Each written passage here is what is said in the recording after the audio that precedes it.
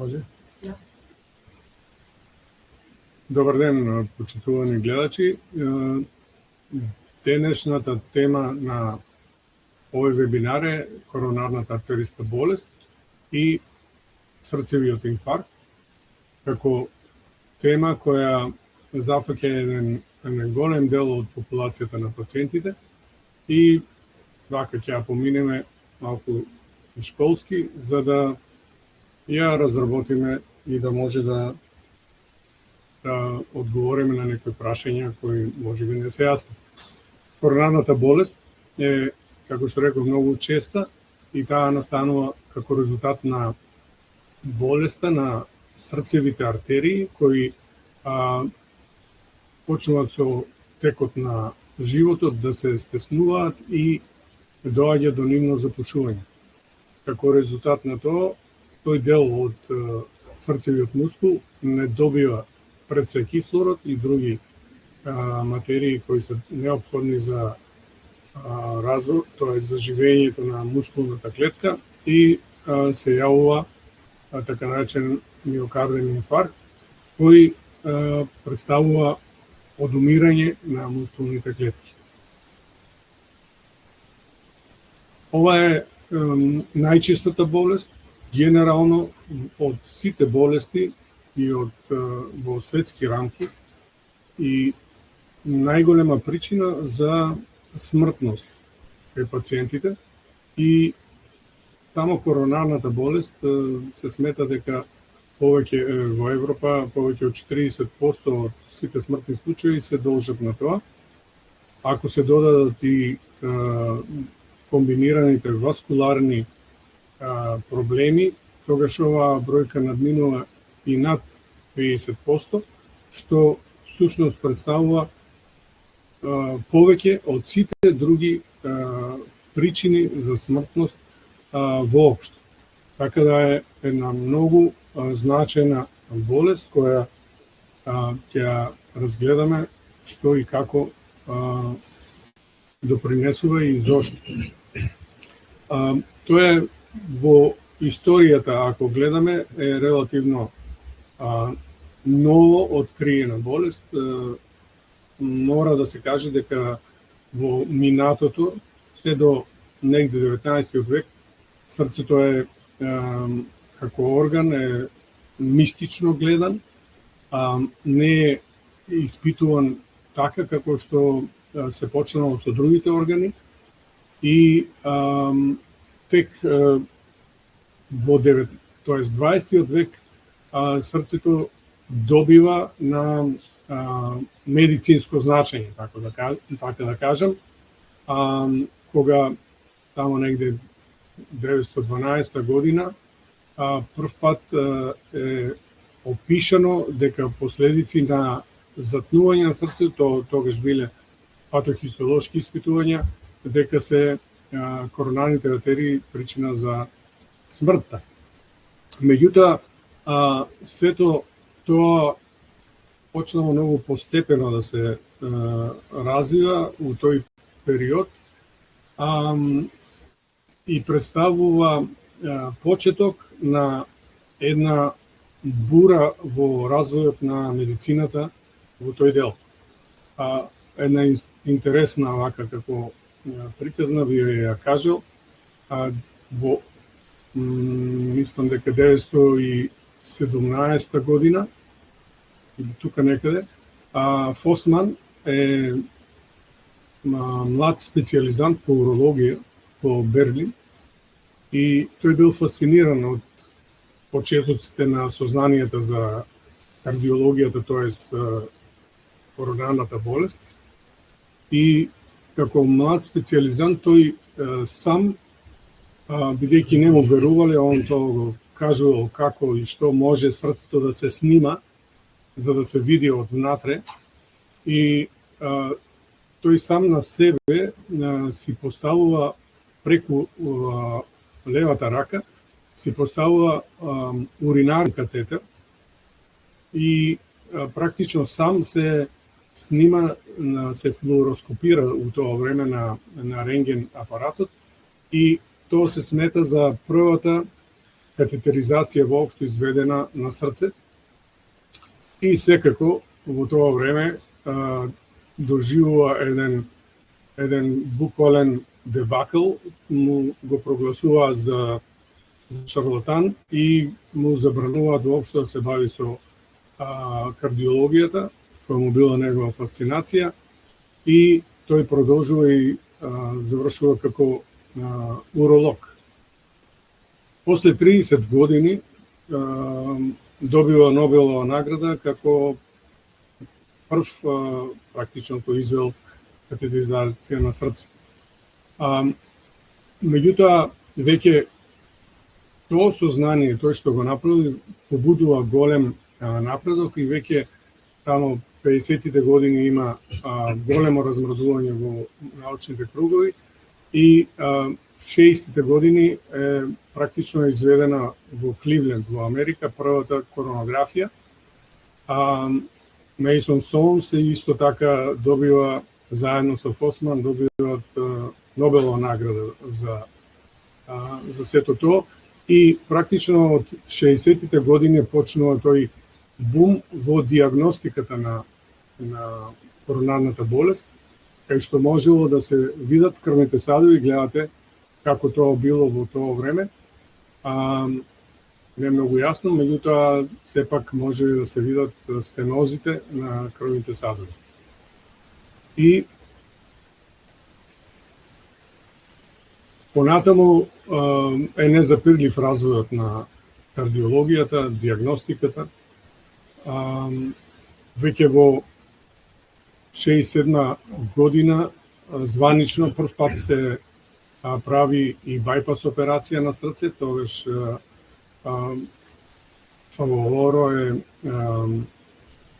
прв кој е запишан како хирург кој има изведено байпас операција на срце. Меѓутоа, уште 63 година рускиот хирург во тоа време Колесов прави прва, всушност, значи 4 години пред ова, прави прв байпас на срце кај млади пациенти кои доживуваат она блинд травма се вика, кога после експлозија тие млади војници прават миокарден инфаркт и тој всушност прави прв байпас, така наречена артерија мамарија, ја користи и ја користи како без екстракорпорална циркулација.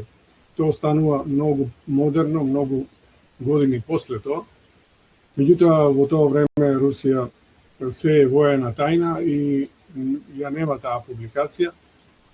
Затоа се смета Фаволоро како прв кој направил байпас операција. Меѓутоа, тоа во тоа време било со примена на вени. Најголемиот одем всушност настанува во кардиологијата и интервентната кардиологија, кога Грунцик е кардиолог, заедно со професор Турина, кој е наш добар пријател, и кој многу пати беше тука во нашата клиника, прават експериментално, 76 година, прават експериментално стеснување на крвниот сад и потоа со балон влегуваат во крвниот сад и прават дилатација. И како таква процедура, следната година го изведуваат тоа на пациент. И пациентот преживува и тоа се смета за првиот почеток на дилатацијата на коронарните крвни садови. Андреас Грунцик станува светски познат по сето тоа, меѓутоа, за жал, една година после тоа загинува во сообраќајна несреќа и во таа година, значи ни година после тоа, втората практично дилатација на срце на коронарните крвни садови изведена во Франкфурт. Професор Калтенбах е тој првиот германец кој прави дилатација на срце и јас имав среќа и во Франкфурт да лично се запознавам со него и да ги следам сите тие во тоа време тој беше апсолутен, да кажем, авторитет, а и таа школа во Франкфурт и до ден денеска е една од најјаките во кардиологијата, во интервентната кардиологија.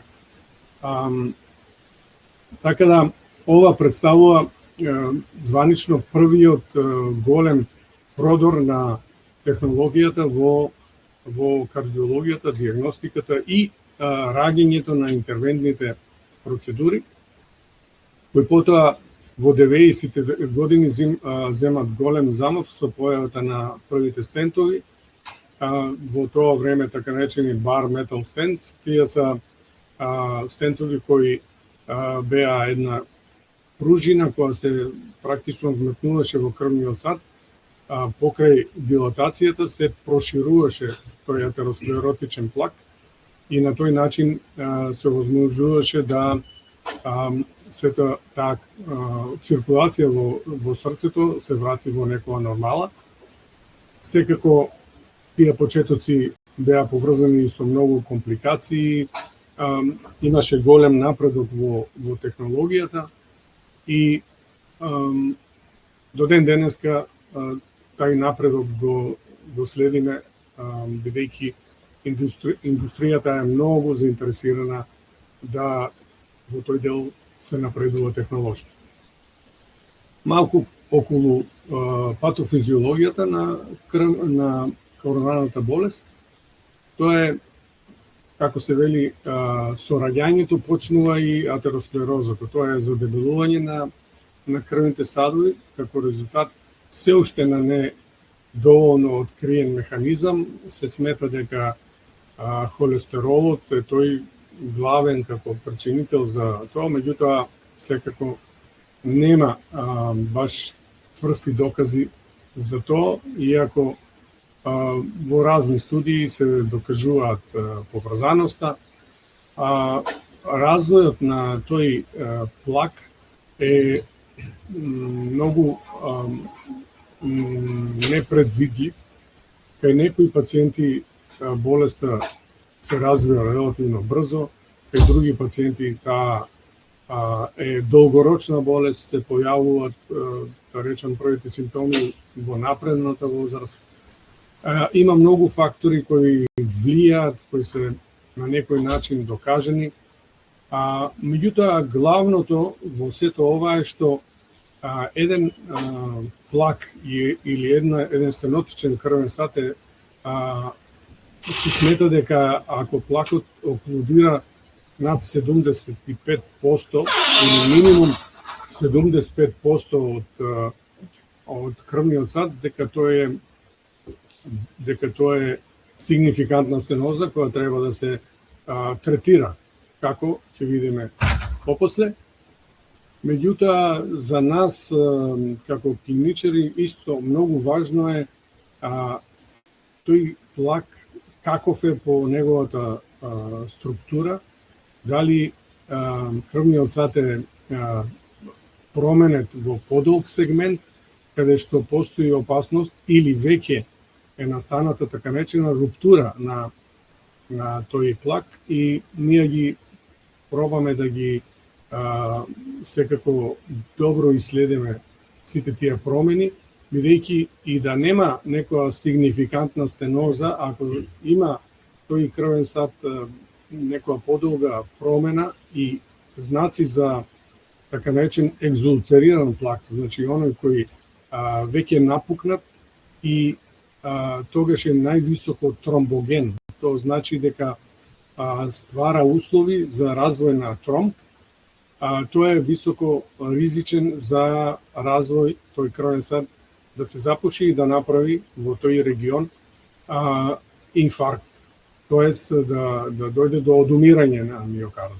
И тука сега има многу клинички релевантни податоци во однос на пациентот, во однос на кој крвен сат, во кое ниво, во кој дел на срцето може да дојде до тоа запушување, бидејќи не секој крвен сат и не секој дел каде што ќе настане инфарктот е животно угрозувачки, зависи од анатомијата на крвните садови, така наречена доминантност, на крвните садови, кај што ние го гледаме кои се најважни крвни садови, кои се помалку важни.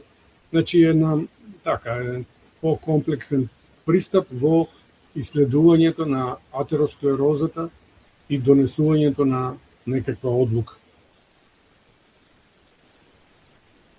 Каква е патофизиологијата на развојот на инфарктот? Има повеќе степени или повеќе нивоа. Прво имаме една така наречена нестабилна ангина. Тоа значи дека доаѓа до кратко од неколку минути, па може да трае и до пола час, каде што доаѓа до намалување на некој дел од миокардот, од срцето, со снабдување со кислород, т.е. со крв. И тогаш се јавуваат така наречени болки, кои ги нарекаме ангина пекторис, и тие болки можат да траат одредено време и да поминат, како резултат или на некоја терапија, или спонтано.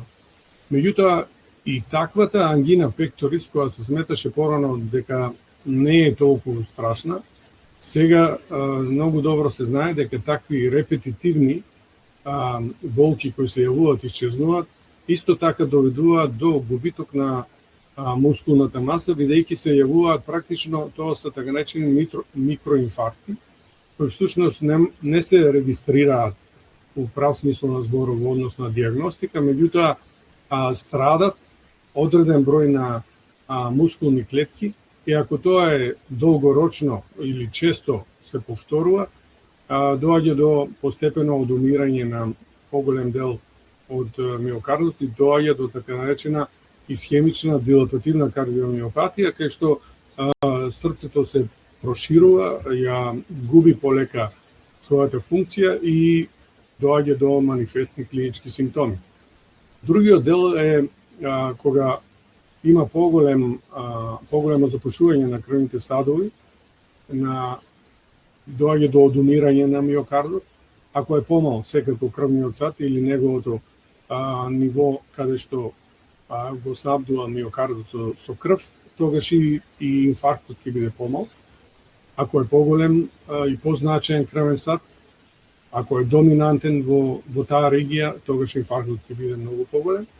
И затоа ги делиме ние на така наречен субендокарден инфаркт, каде оштетувањето е ограничено само во внатрешниот дел на срцето, или трансмурален, каде што е инфарктот го зафаќа комплетниот дел на зидот на срцето, или уште кардиолозите го делат тоа на стеми и нон-стеми инфаркт, тоа значи тие трансмурални инфаркти се со ЕКГ промени, СТ акутни инфаркти, или може да биде инфарктот и без СТ промени.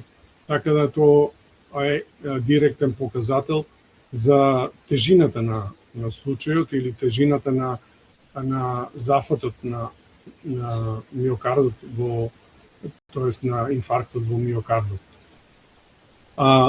Тука е главно да се спомене дека во најголем дел ова значи итна операција, тоест интервенција, зависи колку брзо ќе се реагира и како што велат time is muscle или времето е мускул, тоест колку времето е поодложено до интервенција и воглавном акутните инфаркти се за интервентни процедури, тоа е за стентирање или дилатации, каде што треба брзо да се отвори крвната жила, да се направи, како што велиме, реперфузија или пуштање на нормална циркулација во тој дел, и со тоа се намалува или се скроз се избегнува развојот на миокардниот инфаркт.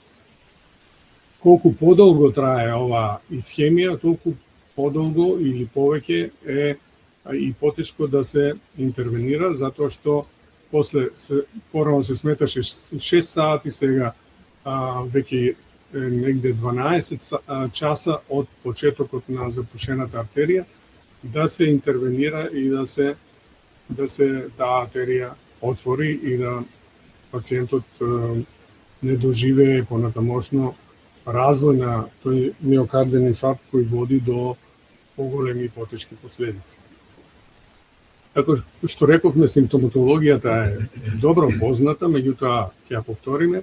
Најважно е прво треба да ги раздвоиме двете главни да кажеме симптоми. Тоа е дали симптомите настануваат нагло или пак е тоа една хронична болест која се развива некоја што години па и децении.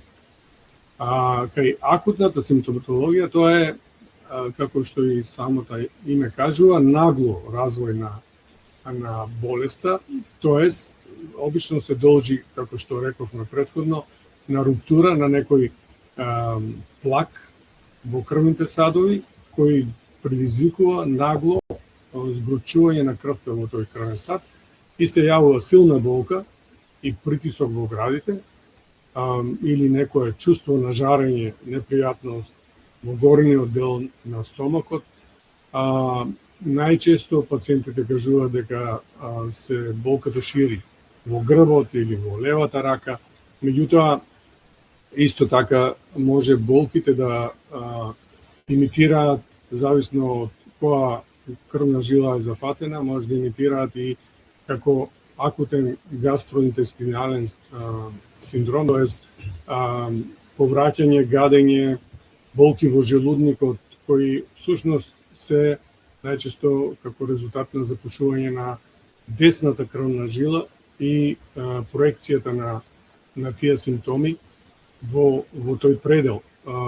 Всушност треба да спомнеме дека срцето како орган нема да кажеме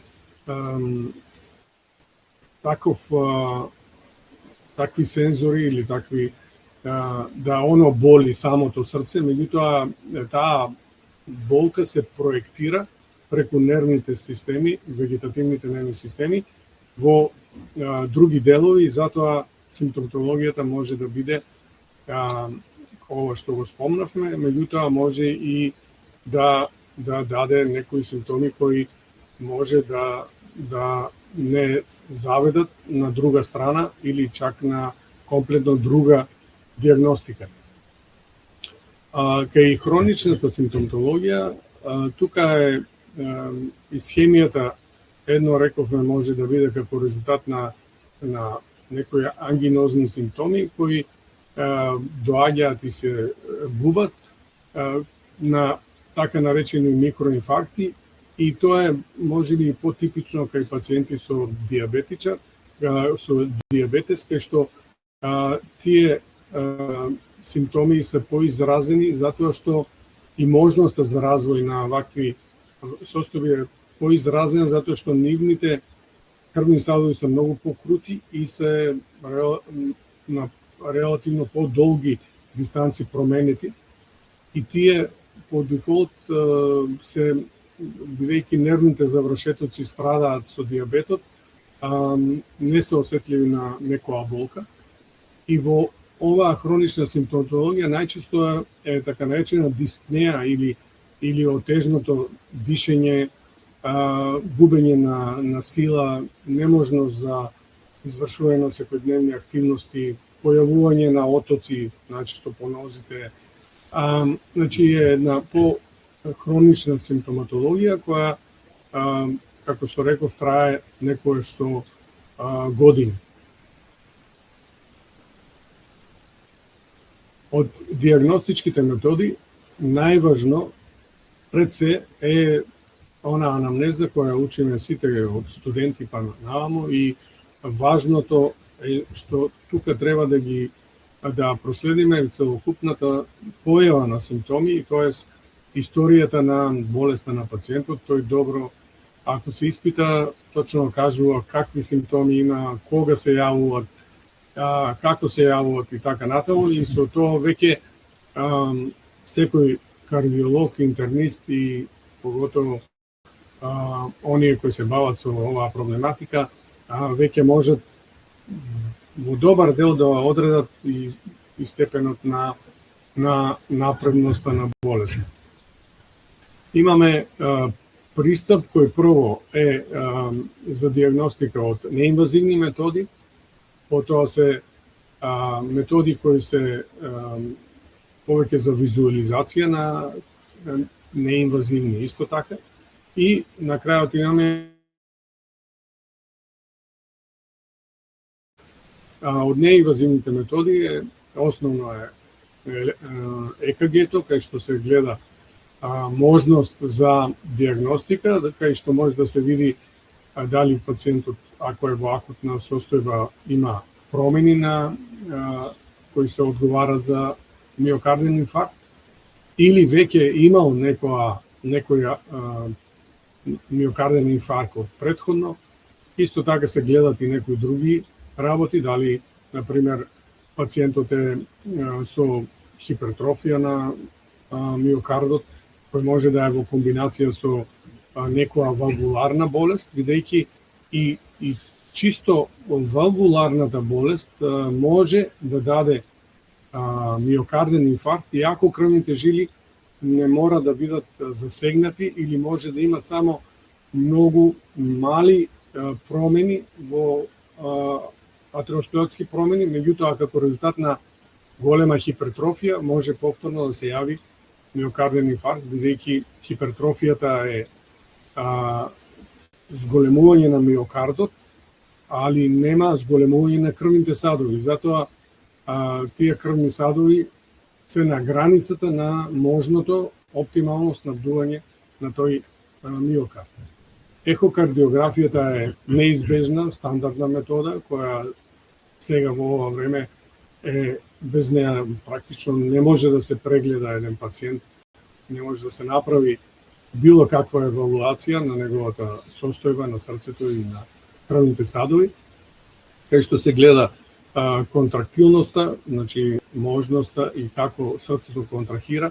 Многу добро може да се визуализира и ако има некои промени во снабдувањето на крвните садови, во тој дел има некоја промена, така наречена сегментален испад на контрактилноста во тој дел, и секако сите други промени кои можат да настанат во срцето во однос на другите валвули или промени во ѕидот, ако пациентот претходно имал неколку инфаркти, може да се створи, како што велиме, анеуризма на левата комора, проширување, кое и такако добро се визуализира веднаш на ехокардиографија. Стрес тестот е продолжена диагностичка метода, кај што под дали физички или фармаколошки напор, фармаколошки значи брзгување на некои лекови кои го ја подигат фреквенцијата и работата на срцето, и ако има стеснување на крвните садови кои во мирување не се рефлектират како симптоми, меѓутоа под стрес, под физички напор се јавуваат тие симптоми, значи се јавува ангина пекторис, и тоа е веќе многу значаен знак за понатамошно исследување. Секако сите биомаркерски ензими и лабораториски испитувања се важни во однос на срцевата диагностика, поготово ако пациентот е во акутна состојба. Од неинвазивни методи за визуализација или така наречени имиджинг методи, многу важни во секојдневната пракса, тоа е калциум спорингот, кој се прави кај сите пациенти кои, или се предлага да се направи, кај сите пациенти кои имаат веќе некои суспектни симптоми за коронарна болест. Тука е важно да се каже дека калциум спорингот е една метода која се многу брза, со минимално зрачење на пациентот, без никаков ризик за пациентот, значи е неинвазивна метода, и таа дава само ориентационо колку калциумски наслаги има на коронарните крвни садови. Ако тие се над пропишаната некоја средна вредност, тогаш се препорачува за пациентот коронографија. Ако тие наслаги, плаки на крвните садови се под тие вредности, тогаш се препорачува тие пациенти да се следат понатаму. Меѓутоа, сме имале многу пациенти кои на калциум скорингот имат изразени калцификати, меѓутоа по извршената инвазивна процедура, тоа е коронографија, гледаме дека тие калцификати се на надворешниот дел на крвната жила. Практично имаме стврднати, калцифицирани крвни садови, меѓутоа немат изразени стенози и практично тие пациенти немат потреба од некоја интервенција или операција, меѓутоа се стават на така наречено конзервативно лекување со лекови. И обратно, кај пациенти кои калциум скорингот и не е така сигнификантен, меѓутоа на коронографија и со симптомите кои пациентот има, гледаме обратно сигнификантни стенози кои и такако се битни за интервенција или операција и за некоја животно спасувачка процедура. Сакам да кажам дека сите овие методи се важни во пристапот, меѓутоа се многу индивидуални и кај секој пациент може да има и такако различни да кажам состојби, и затоа тие пациенти мораме да ги гледаме од различни аспекти, од кардиолошки, од радиолошки, од да кажам кардиохируршки поглед, за да го одредиме правецот понатаму, и затоа е неопходно да се направат некои додатни испитувања за да се уследи, да се проследи и на крајот да се донесе правилна одлука за секој пациент поединечно. Магнетната резонанса на срце е веќе етаблирана метода која е неопходна кај пациенти каде што има или некоја двојба дали некоја крвна жила со нејната стеноза е сигнификантна или не е во однос на снабдувањето со крв на тој дел, бидејќи со магнетна резонанса можеме точно да видиме дали мускулот на срцето е недоволно снабден со крв. Тоа е едната од важните работи на магнетната резонанса. Друга е проценката на целокупната функционалност на миокардот, бидејќи можеме да видиме и минати случувања со миокардот, дали претходно постојат веќе прележени миокардни инфаркти или постои некоја друга додатна болест, или има комбинација меѓу валвуларна и коронарна болест и во која мера е засегнато срцето. Значи една многу значајна и многу важна диагностичка метода која ни дава многу, поготово кога пациентите се во да речеме зона кај што има дилеми во однос на во кој правец и кој е најдобриот метод за понатамошно нивно лекување. И на крајот имаме инвазивни методи, која е, да кажеме, се уште златен стандард, така да кажеме, во диагностиката на коронарната болест. Тоа е коронарографијата или тоа е инвазивна метода, инвазивна во смисол се влегува преку артерија за да се сними срцето, тоа е да се сними директно коронарните артерии со контраст, и тука се прикажуваат крвните садови од практично внатрешната страна, и тогаш може точно да се види во кој степен и каде има промени, какви се тие промени, и секако тука ни помага компјутерската томографија, гледате во горниот дел, каде што може и тродимензионално да се покажат крвните садови, што е некогаш важно и за анатомијата.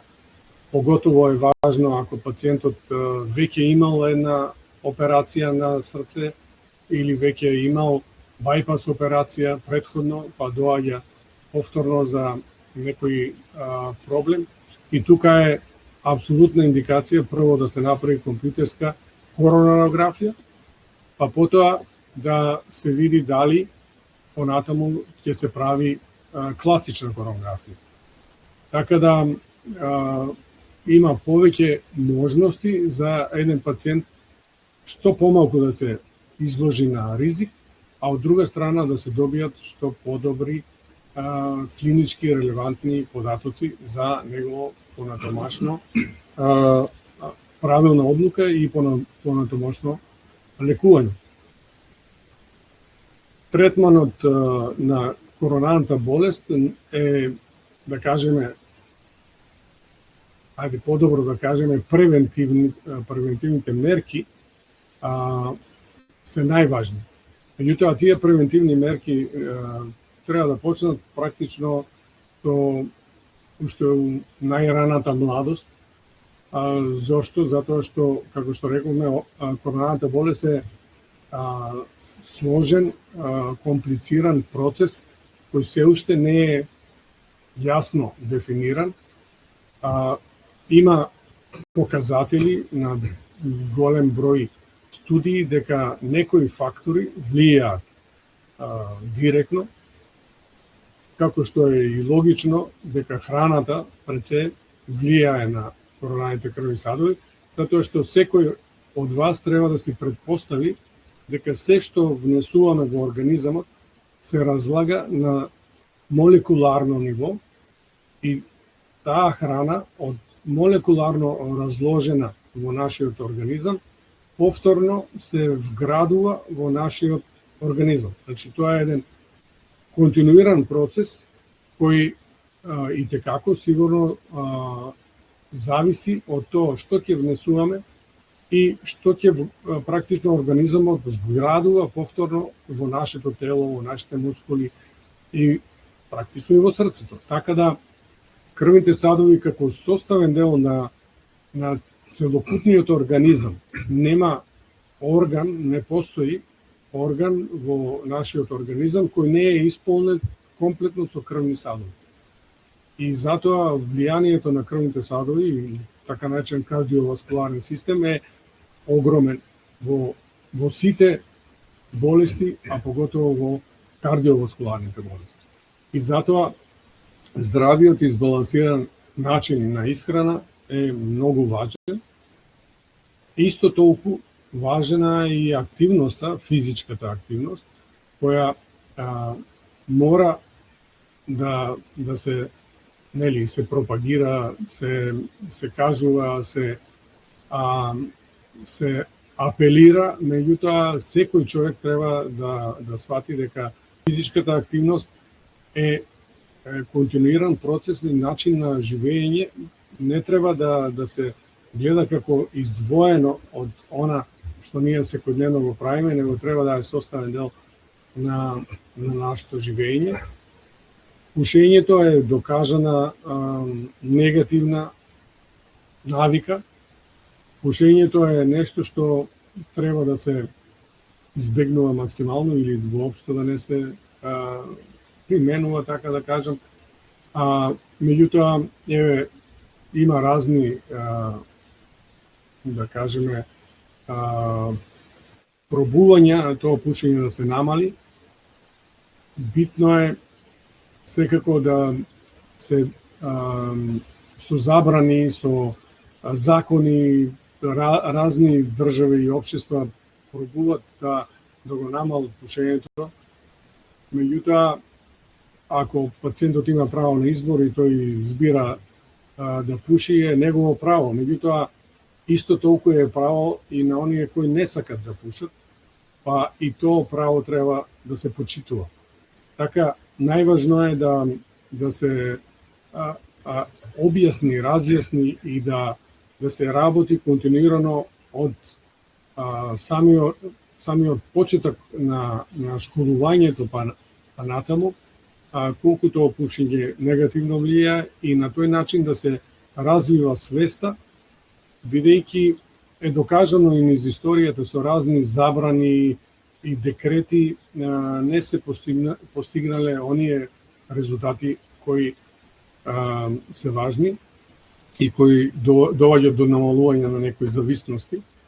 Затоа овој начин на презентација, објаснување и интерна и јавна комуникација можеби допринесува најдобро да се свати дека пушењето е број 1 или ние го викаме отров за крвните садови и тоа го гледаме секојдневно и тоа и ова е цел да го доближиме до пошироката публика, да можеби ние влијаеме малку на тоа да се помалку пуши и поготово младите генерации да сватат дека ништо добро не си прават со тоа. Секако она класика намалување на стрес, тоа е она што би требало да пробаме сите да живееме безстресно во сите овие временски околности. Меѓутоа, исто важна работа која мора секој индивидуално да ја следи е и генетската оптовареност. Ако во фамилијата, во вашата тесна и поширока фамилија доминират сознание дека повеќе луѓе или од повеќе генерации во вашата фамилија страдале од некоја срцева болест и коронарна болест, тогаш за вас како помлади мора да биде тоа алармантен знак и да обрнете внимание. Секако во ова време имаме и можности за генетско испитување, за утврдување на таа оптеретеност, предиспозиција и со тоа и секако да се делува превентивно. Колку човек е осознаен за оваа работа, толку може и да превенира добар дел или многу добар дел од развојот на болеста, да ја одложи, тоест ако треба да се појави на 50 години, да се појави негде на 70 години, што е многу важна и големо достигнување за секој индивидуално. Од медикаментозниот третман не би навлегувало, тоа са да речам група на лекови кои се добро познати, има разни фирми, разни воглавном дејството е за оние кои се така наречени антиагрегатни лекови кои делуваат на ниво на тромбоцити и ја намалуваат можноста за агрегација на тие тромбоцити да створат тромб во места кај што веќе има атеросклеротски промени, пред се во крвните садови на срцето, меѓутоа и во други крвни садови, бидејќи атеросклерозата не е изолиран процес, таа ако ја има на срцето во голем дел, ја има и на други крвни садови, некогаш исто така многу важни, кои можат да се превидат и затоа пациент ако е со некоја коронарна болест, тогаш ние му предлагаме и испитување на другите важни крвни садови, бидејќи исто така важно е ако пациентот има пример каротидна болест, па покрај можноста за мозочен удар има и можност покрај можноста за срцки удар има и можност за мозочен удар. И тука не знаете која е полошата варијанта, нели? Статините се лекови кои го намалуваат холестеролот во срцето, тоест во организмот. Директната кај многу студии е докажано дека може да го намали и процентот на кардиоваскуларни случувања. Меѓутоа не е издржито докажано дека тоа е сигурно. Пациенти кои се долго на статини сепак доживуваат повторно мозочни удари. Меѓутоа со оваа терапија која е комбинирана и ако пациент е, да кажем, редовен и редовно ја следи својата состава, а има предиспозиција за развој на коронарна болест, неговото живење е многу побезбедно. Тука се бета-блокерите кои ја влијаат на намалување на срцевата работа, тоест ја смалуваат фреквенцијата, а со тоа и оптеретеноста на срцето и можноста за да кажеме истрошување побрзо на миокардот. АЦ-инхибиторите се лекови кои го намалуваат оптеретувањето, го намалуваат притисокот и дават можност за полесна работа на срцето. И нитратите или вазодилататори, тоа се воглавном лекови кои директно влијаат на крвните садови на срцето и на другите крвни садови за нивно проширување, тоест намалување на симптомите. Меѓутоа, пак ќе кажам, овие се лекови кои можат да го контролират до некаде симптоматологијата, меѓутоа тие не можат да излечат коронарната болест, не можат да излечат склерозата, меѓутоа можат добар дел од симптомите да бидат ставени под некоја контрола. Третманот на коронарната болест, кога веќе така да кажеме конзервативниот третман со лекови, има веќе развој на коронарна болест и пациентот се следи, веќе доаѓа во онаа зона каде што како ќе се лекува, ако има потреба за тоа. И тука има, како што рековме, воглавно се две методи, едната е интервентна, кај што се пациентот му се предлага дилатација со стентирање или така наречено директно стентирање, каде што некоја крвна жила која има изразена стеноза се проширува, или кај пациенти кои веќе имат изразена коронарна болест на повеќе крвни жили, се предлага байпас операција. И тука има различни пристапи, треба да се секогаш следи и да се гледа целината на пациентот, неговите ризици, неговите коморбидитети, да се процени која е, да кажеме, она што е најдобро за пациентот. И затоа и седиме и вака и секојдневно со сите налази на пациентите и ги гледаме во така наречен кардиотим, кај што се вклучени и кардиолози, интервентни кардиолози, и кардиохирурзи, и анестезиолози, кај што се гледа целокупната слика на тој пациент, каков е неговиот ризик и која е најдобра за него интервенција или операција, бидејќи има многу пациенти кои се оптеретени со, како што рековме, диабет или имат лоша функција на бубрезите, или веќе имале некои мозочни удари предходно. Сето тоа влијае на одлуката што е најдобро за тој пациент да се направи.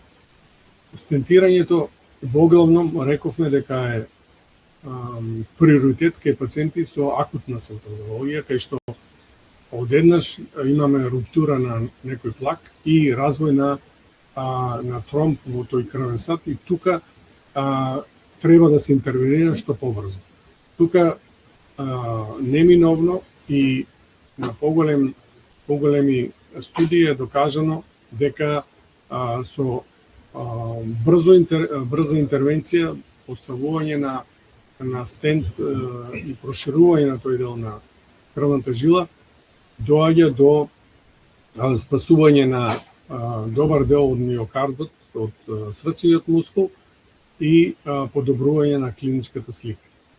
Ако тој пациент понатаму, ако има повеќе коронарна болест и имал само една крвна жила која направила инфаркт, неговото дефинитивно решавање понатамо се проценува во однос на и обично е препорака за байпас хирургија.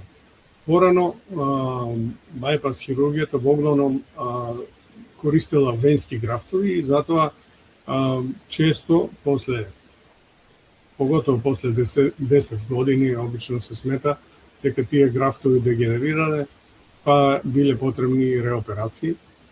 Во поново време, ние од кога сме почнале, тенденцијата секогаш било да се применуваат артериски графтови и само во некои случаи кај што, да кажеме, некоја не толку важна, животна важна артерија била запушена, а се користи понекогаш венски графтови, во главном се користат артериски графтови, така наречени мамарија, две мамарии, артерија и артерија радиалис, со кои се врши премостување на сите стеснати артерии или артерии кои се со можност за екзулцерација или екзулцерирачки плакови кои може да доведат до акутно запушување. Долгорочноста во однос на васкулар, тоест байпас хирургијата е веќе одамна на многу студии докажана.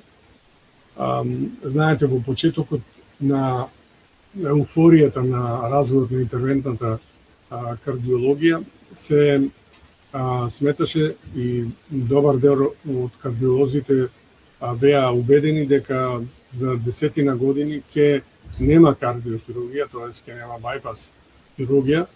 Меѓутоа, со времето се веќе искристализирани работите, се знае кои индикации точно за кој пациент се и кои индикации се за байпас хирургија. Така да, кај диабетичари, кај млади пациенти кои имат повеќе садовна коронарна болест, се препорачува байпас хирургија, бидејќи на тој начин решението е доживотно, долгорочно и тие пациенти се враќаат во нормален живот, а долговечноста на графтовите е практично за цел живот, бидејќи покрај другото е докажано дека поготово торакалните артерии, значи артерија мамарија, има и додатно влијание на крвните садови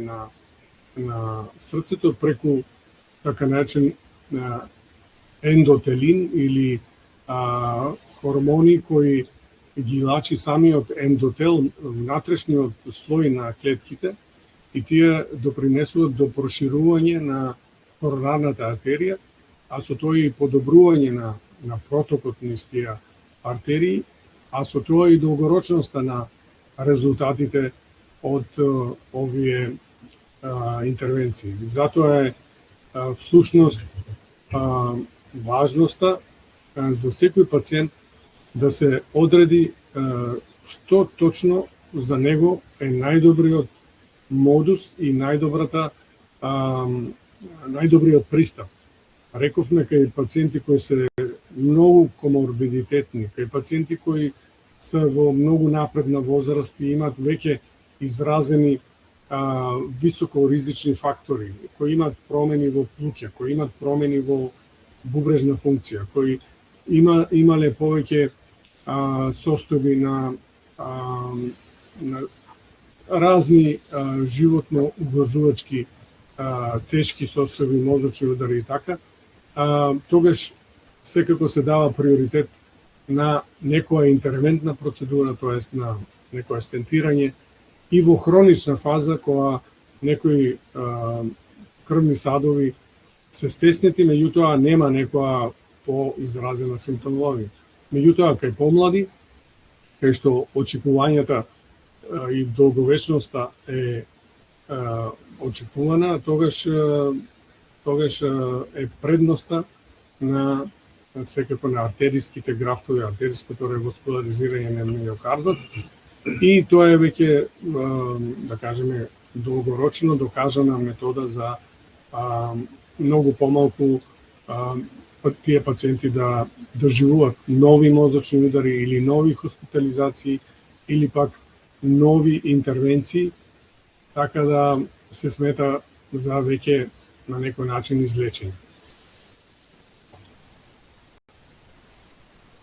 Значи, од заклучиците на оваа презентација може да кажеме дека артериската болест на срцето е многу честа и треба да се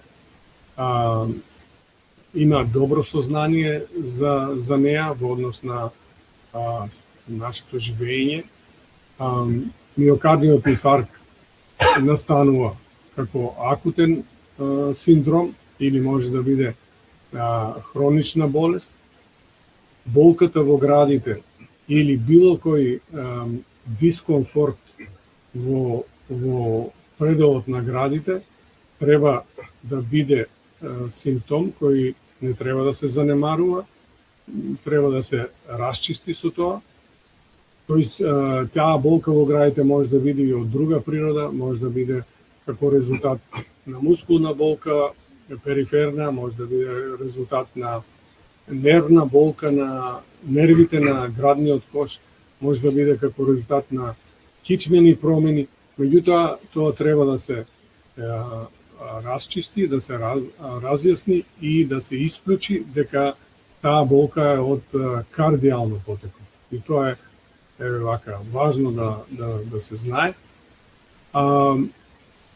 Контенциравме за важни и животни ориентирани навики, да мора секој од нас да разбере дека здравата исхрана, начинот на живење, поготово физичката активност, се многу важни параметри за и долговечност и за живење безбедно од кардиоваскуларни случувања.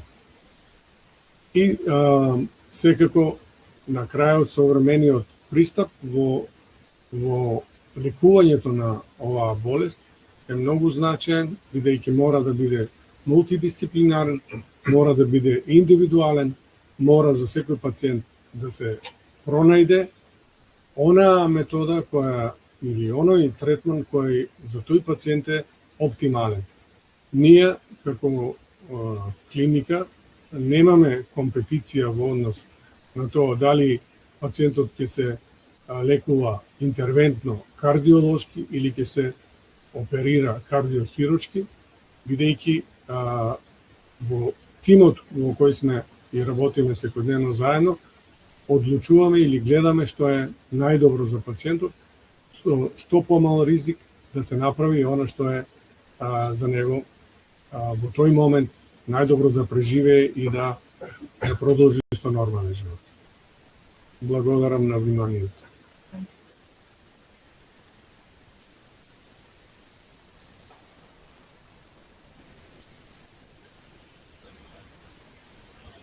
Добро, гледам сега, имате и некои коментари, секако и прашање.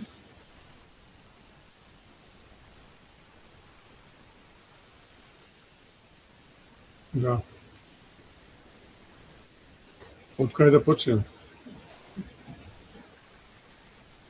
Да. Од Симона.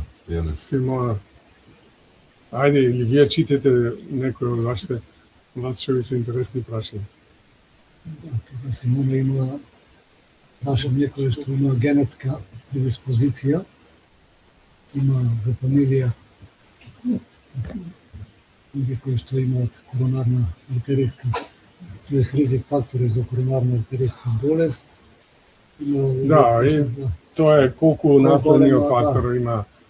Да има наследниот фактор, да, секако наследниот фактор е еден од тие ризиците за коронарна артериска болест, кои што, за жал, тоа се не модифицирачки фактори, ризик фактори, но кога веќе ги знаеме тие ризици, секако треба да се посети кардиолог, за да се установи каков е ризикот, да се прегледа пациентот и понатака доколку е неопходно да се направат соодветните испитувања, за да се превенира било каков понатаму неблагопријатен тек на болест.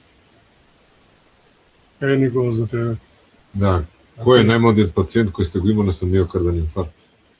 Мислам дека нема некоја граница, меѓутоа сме имали 20 годишни со, така? Да. Да, па дури и оперирани пациенти се во последно време се уместува границата Тој како резултат на современиот начин на живот и дури жал мора да кажам дека имаме пациенти кои се во 20-тите и 30-тите години кои сме морали да направиме дури реваскуларизација.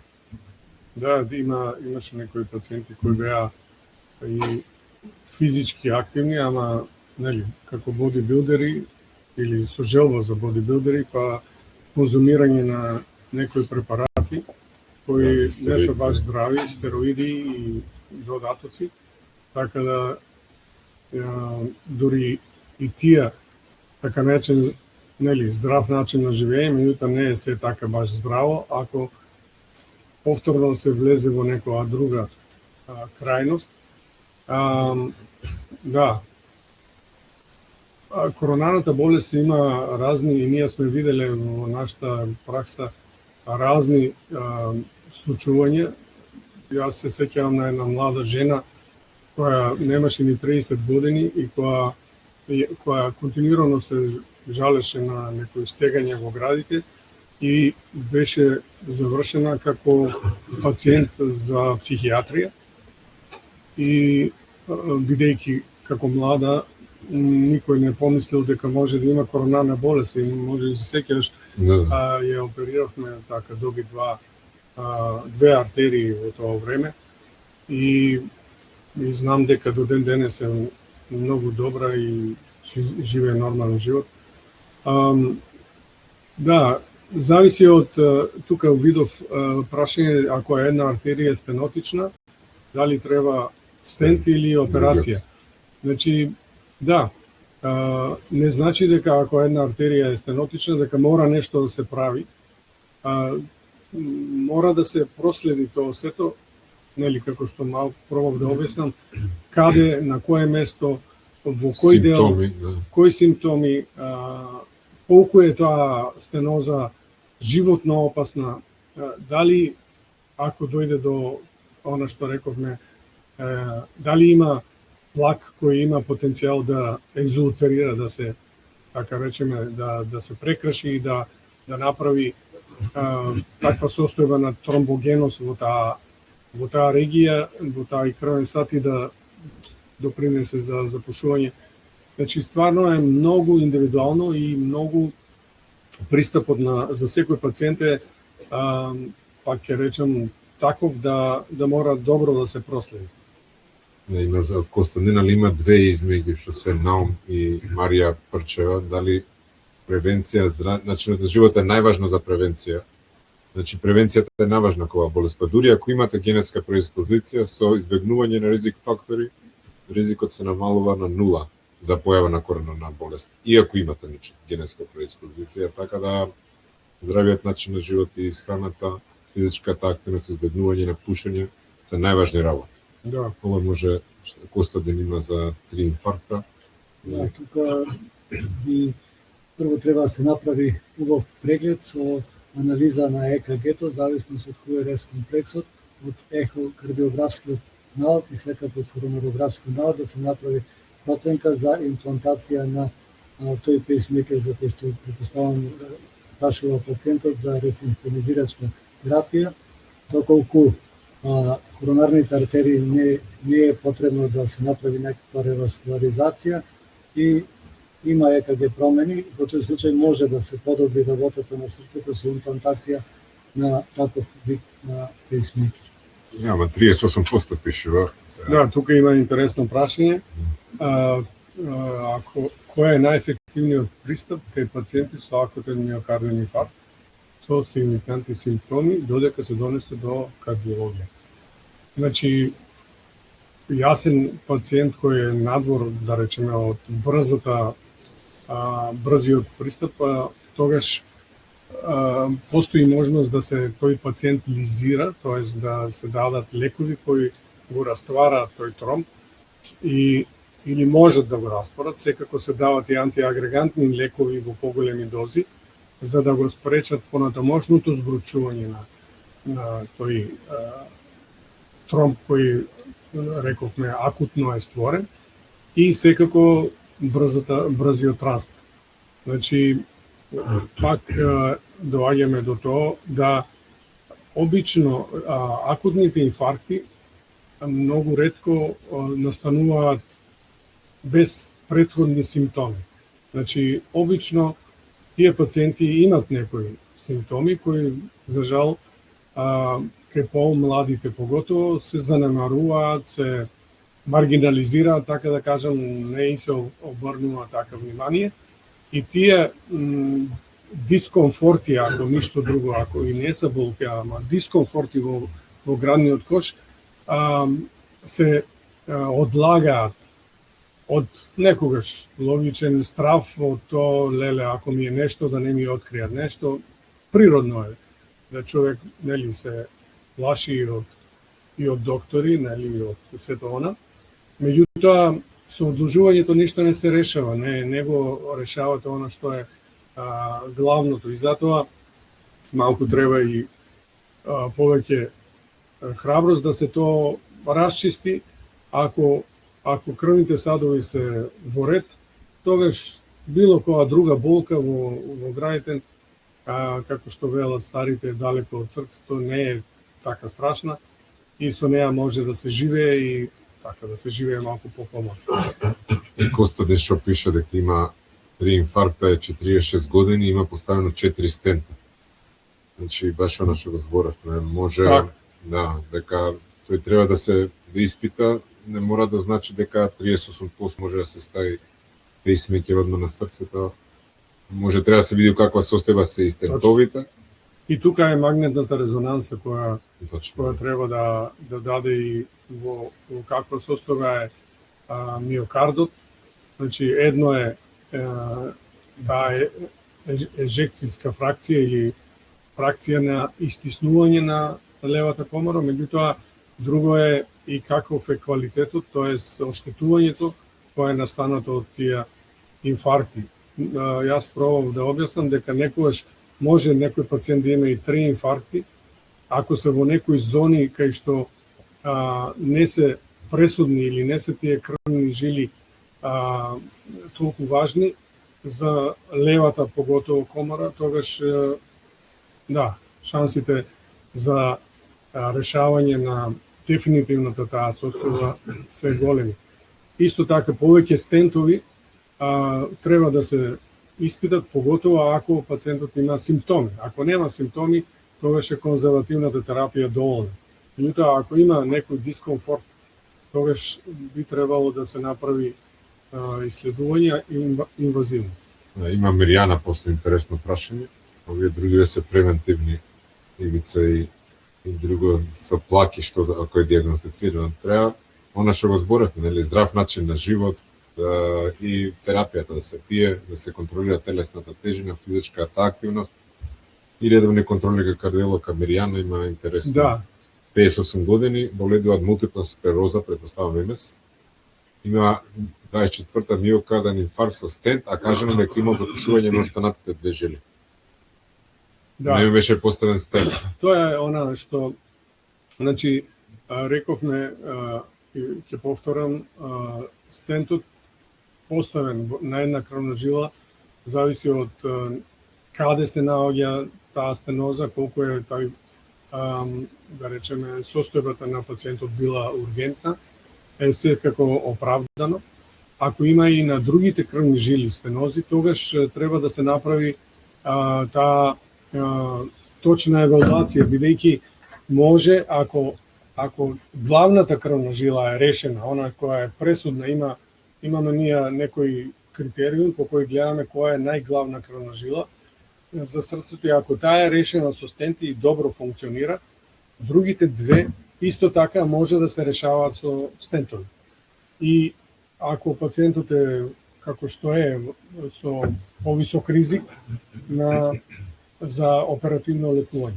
Да, ама она се надоврзува, после дека после инфарктот, на редното прашање, има драстична слабост на работата на срцето. Значи, дефинитивно треба да се третираат и другите. Апсолутно. Значи, треба да се види, и тука е, значи, треба да се провери прво дали функционира состојбата, и стентот дали работи. Да.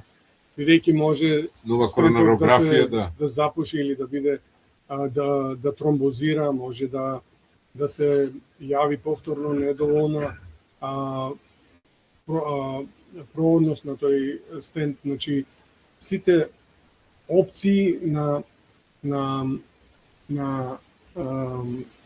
тие пациенти се, поготово ако нема, ако има изразени симптоми. Има слабост, значи треба да се направи реконографија, очигледно може ќе треба да се третира и на друг начин, ако и до другите се да премостуваат. Тука треба да кажем и уште една работа која може би не ја кажавме. Сега во помодерно време имаме генетски испитувања, така наречен фармакогенетика, кај што може да се процени дејството на лековите кои се дават за да бидат превентивни во однос на функцијата, например, на стентови.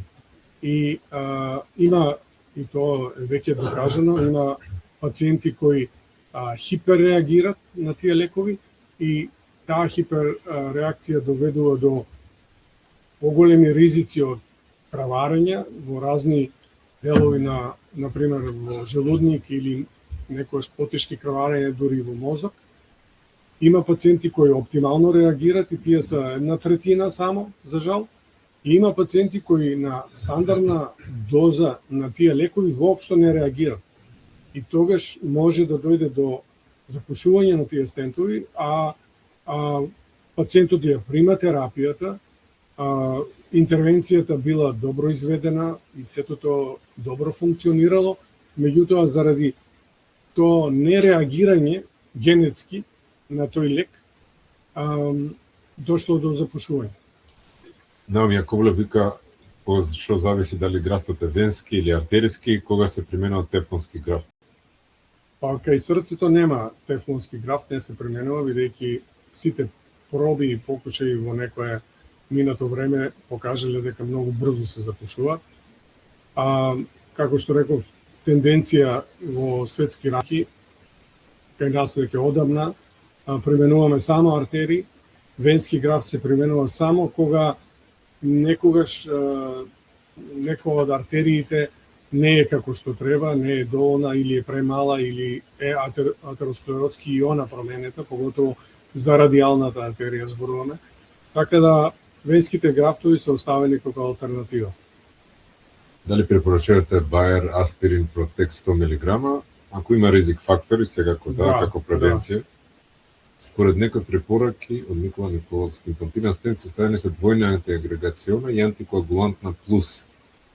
Баш ова што го зборавме за фармакокинетика, значи за да не се претерува со терапијата. Со многу не се постига многу, него треба да се оптимизира и пак ќе речам, тие генетски испитувања сега се многу достапни, не се некоја, не знам каква цена, не знам дали фондот нешто покрива, меѓутоа е многу важна информација која за многу пациенти значи буквално многу, а и за кардиологот да знае да правилно дозира. Да. Пациент со масивен инфаркт на ЕКГ ќе треба стент или байпас, и едното и другото може да треба? Зависи од наодот. Да. Обично пациентите во таа акутна фаза добиваат стент, затоа што и првично доаѓаат кај кардиолозите и тие интервентни кардиолози секако ја прават таа интервенција за како животно спасувачка или како мускул спасувачка. Ана Нофитовска. Атриална фибрилација и дали пулсот пее со очекување од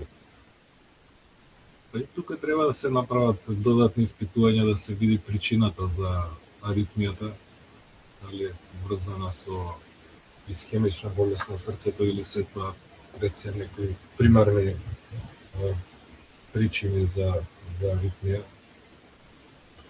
Да, тука атриалната фибрилација некогаш е независен симптом, некогаш е симптом кој се јавува од различна додатна причина и кај помлади луѓе, некогаш е од кај здрави луѓе се јавува како резултат на хиперексцитација, така да кажам, сега во модерно време со сите тие energy drinks со преоптеретено со кофеин и други стимуланси.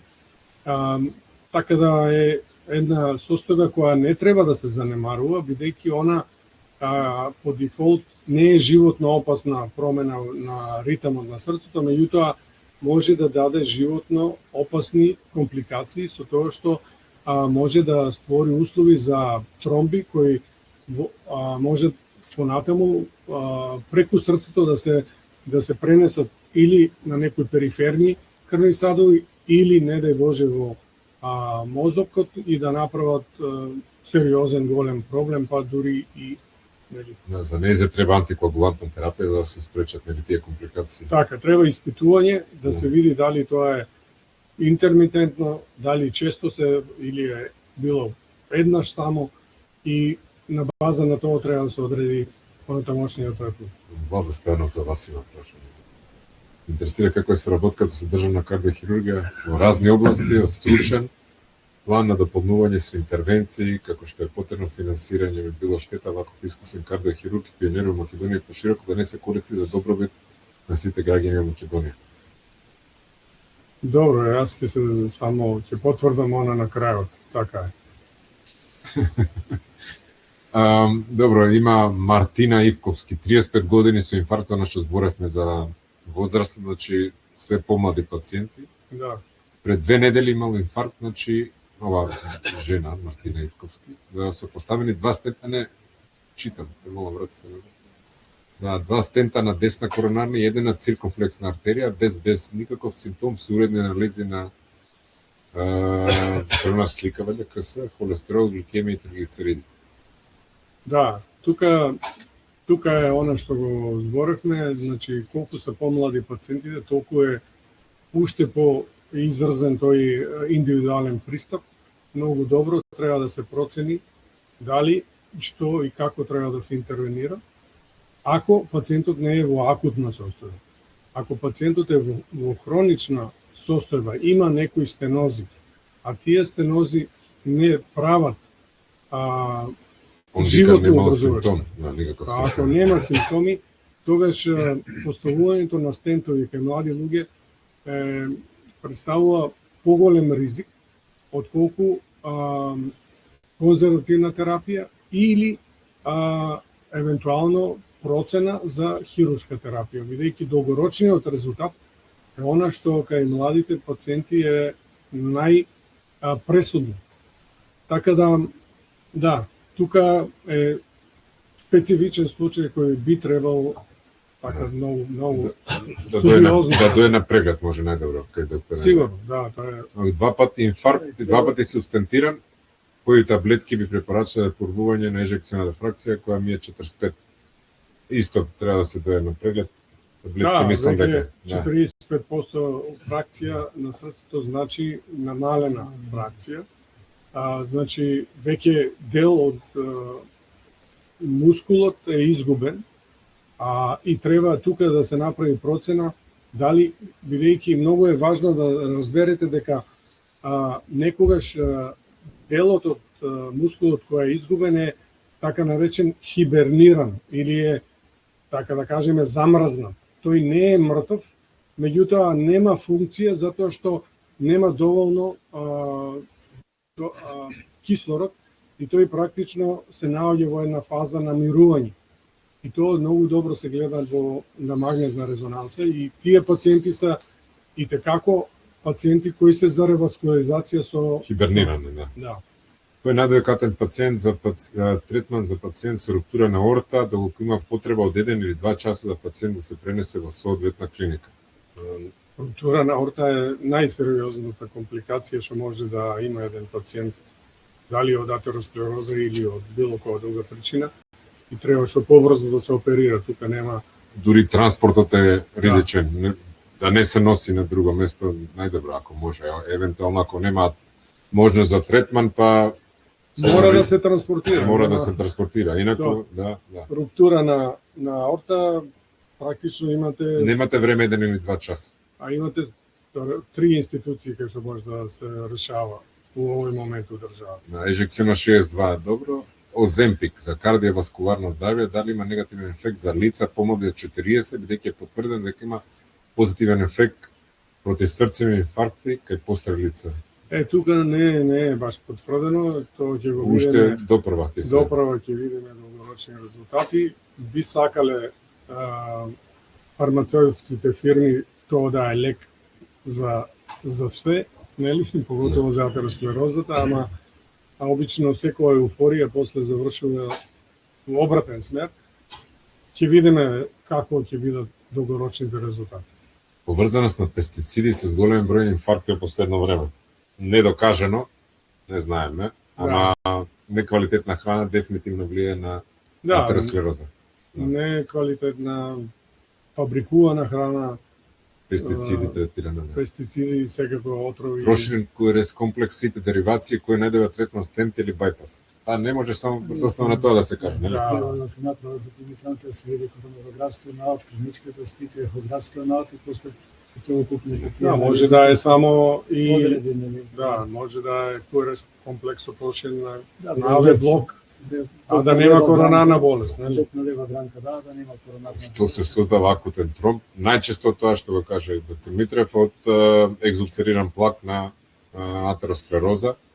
И тука што го постои претходниот прашање, зашто се пие аспирин стотка, за да спречи да се појави акутен тромб и да се појави инфаркт или мозачен удар. Добро, се намалува ризикот со прекинување на пушење. Дали има процент на намалување на ризикот, например, по цели 10 години пушење, на доктор Ембер мислам. Да, тоа се изедначува ризикот дека ако 10 години престанато пушењето скоро со непушачите, така да наш АПВ ќе се престане веднаш со пушењето. Лајмска болест, 24-та инфаркт, сега ова дали инфаркт е како последица од борелија, односно лајмската болест, ја мислам дека не директно, ама да. Варикознивени со варикознивени со коронарна болест не е директно поврзано, не е никако. Зашто давање нитрати кај десно срцев инфаркт е контраиндикација? И тоа не знам, Енвер, не е контраиндикација, мислам, кај десно срце. Не се избегнува кај инфаркт на десната страна од срцето, така да подобро е тоа. Ама генерално нитрати се за акутна, да речеме, симптоматологија, за појава на таа ангина пекторис, меѓутоа тоа не смее да биде долгорочна терапија.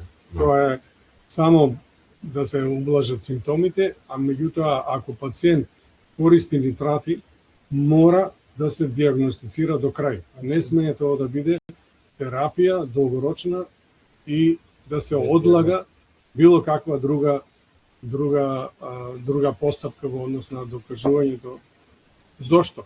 Зошто тој пациент прима нитрати? Ако прима заради ангинозна болка, апсолутна индикација да се направи комплетно кардиолошко исследување. Нема друга алтернатива. Горан Ташковски има калциум скоро 360, тој е сигнификантен, индикација за итна класична коронарографија, 58 години, без болка, со негативни тестови до обтоварување. Колку е сигнификантен индикација? Па 360 без симптоми, не знам, Енвер. Гранично е тоа и не е за итна коронарографија секако, не треба да се простави пациентот, би било добро и стрес тест да се направи. Да, стрес тест и зависност од стрес тестот понатака веќе ќе се процени во кој интервал би требало да се прави коронарографија. Значи статините во продолжеток има дали се единствен незначаен услов за одржување на стабилни плаки и стопирање на развој на атеросклероза.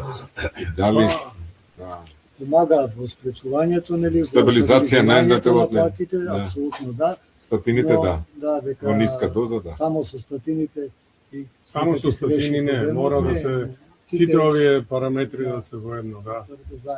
58 години Бошко Талевски се занимава со фитнес, дали во ред да продолжиме колку обем зема нормална суплементација? Продолжи, терај максимално колку можеш, ако немаш никакви тешкоти. Дали праките се реверзибилни и здрав начин на живот? Да, се.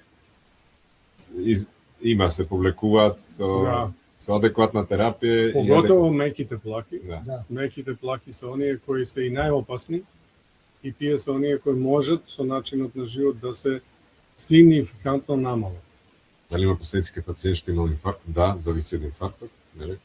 Да. Тука може на широко да збориме, меѓутоа све зависи од кој е инфарктот, која локација, може и да нема никакви ефекти од тој инфаркт.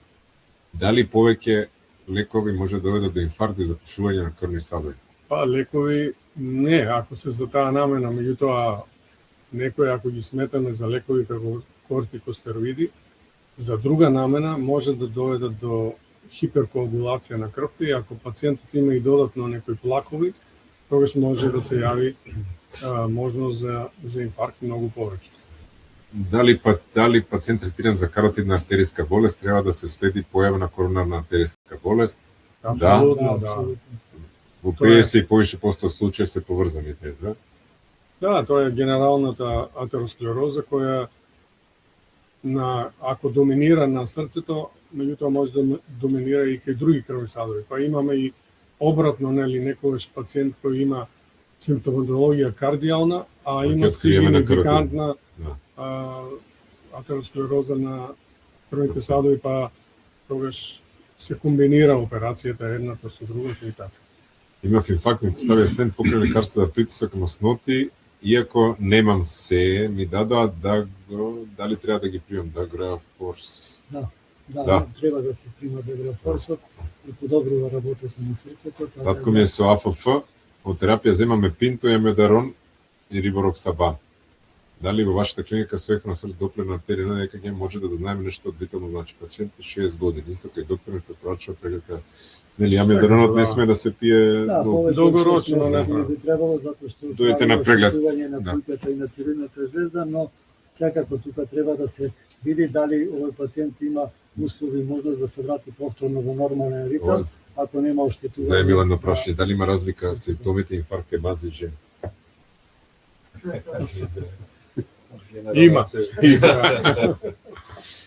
Има. Повише боли кај мажите обично. Да, ние постплачкаци се сакаш да кажеш, да? 53 години пред 2 недели со болки во градите ставено е стент со дијагноза есенцијална примерна хипертензија, имам повремено седење во грбот, имам привремено седење на грбот. Ако имате болки после стентот, да дојдете одма на преглед. Нешто не е како што треба да речам решено. Не мора да е, може да е се во ред, болките може да се од друга причина, меѓутоа треба да се исклучи дека не е од кардијална причина. Дали еритроцит, хемоглобин, хематокрит на нормален број тромбоцит е ризик за голем со седиментација на НЗ2? Не мора. Мислам на високи вредности еритроцити? Не мора да е само тоа ризик. Имав атриална фибрилација пред 3 месеци, сите испитувања беа во ред, да беше решена за 34 часа. Апиксабан, Конкорд, Салекс и Равел најнормално и добро би го решиле со терапијата. Да, и терапијата посебно апиксабана најмалку 6 месеци после епизода на атриална фибрилација треба да се продолжи. Дали сте имале асимптоматски миокарден инфаркт? Да, има такви инфаркти кои што се посебно кај пациенти диабетичари, долгогодишни диабетичари или помала крвна жила, тогаш може Весна Тодевска вика колку кафиња турски заблажени се безбедни. Нема да зависи, види. И тука исто, значи има генетски испитување, тоа е значи кофеинот спаѓа во да речеме во тој дел на влијание како еден вид лек. И има луѓе кои се една третина се хипер осетливи, едни се норма осетливи, едни се хипер осетливи. Така да во која група спаѓаат, можеби е добро да се прво испита, а од тоа ќе зависи дали можеш или не можеш ни едно кафе или ќе можеш 4-5. Ако е нервозна после првото кафе, хиперсензитивна. И последното е тоа се да. Другите симптоми, да. Да, последното е од домника. Дали во ред да се пие терапија за намалување холестерола, иако холестеролот е малку прод граница, а има уште. Кај стентиран пациент после инфаркт. Она што го зборевме за стабилизација на ендотелот. Да. И ако има плаки установено, нели, по било кој од методите кои што постојат, во тој случај треба да се продолжи со статините. Имам градено стент Златко Талевски. Примам клопидогрел, а истовремено имам тромбоцитопенија. Како да направам равнотежа? Кој е балансот? Тука треба да тоа што каже доктор Митрев, да се испита фармакогенетиката на клопидогрел, која што ќе ни покаже дали тој лек воопшто делува и како делува и понатака ќе се направи процент во зависност од бројот на тромбоцитите. Го поздравам вашиот ангажман за едукација на јавноста на коронарната болест, важен чекор, експертиза високо на ниво, генере клиниките, значаен придонес здравствениот систем. Топли колегијални поздрави од Ахен. Дејан Начевска. Благодарам многу. Благодариме и ние. Добро, ако нешто придонесовме да објасниме многу работи кои може би ги знаете, еве вака, да чуете од нас, ние сме секојдневно на линија кај што се занимаваме со сето и еве, може би во друга прилика ќе дообјасниме некој работа.